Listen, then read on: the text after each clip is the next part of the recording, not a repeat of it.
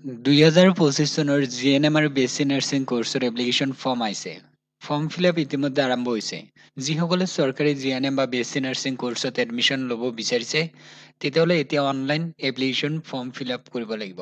এই form fill up অসমৰ যিকোনো ডিষ্ট্ৰিক্টৰ কেণ্ডিডেট ফিল আপ কৰিব পাৰিব। মোবাইলত অনলাইন ফৰ্ম ফিল আপ কৰিবলৈ কাম কৰিব এই ভিডিঅ' ডেছক্ৰিপশ্যন বক্সত লিংক পাব। লিংকত ক্লিক কৰিলে এই পেজত ৰিডাইৰেক্ট হ'ব। হোৱাৰ পিছত ইয়াতে চাওক ৰেজিষ্টাৰ আৰু লগ ইন দুটা অপশ্যন আছে। এই ফৰ্মটো আহিছে মহাৰাষ্ট্ৰৰ পৰা। চৰকাৰী জিএনএম আৰু বিএছচি নাৰ্ছিং কোৰ্চ হয়। এই ফৰ্মটো অসমৰ কেণ্ডিডেট ফিল আপ কৰিব পাৰিব। অনলাইন ফৰ্ম ফিল আপৰ সময়ত 1000 পে'মেণ্ট কৰিব লাগিব।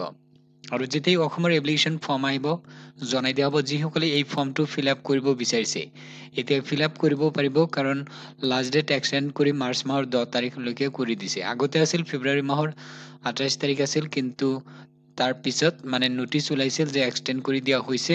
এতিয়া মাৰ্চ মাহৰ 10 তাৰিখ কৰি দিছে। এতিয়া কাম কৰা এই ভিডিঅ' ডেছক্ৰিপশ্যন বক্সত লিংক দিছোঁ। লিংকত ক্লিক কৰি এবাৰ ডিটেইলছখিনি চেক কৰা আৰু যদি এলিজিবল হোৱা এপ্লাই কৰি দিয়া। বৰ্তমান লিংক এক্টিভ আছে।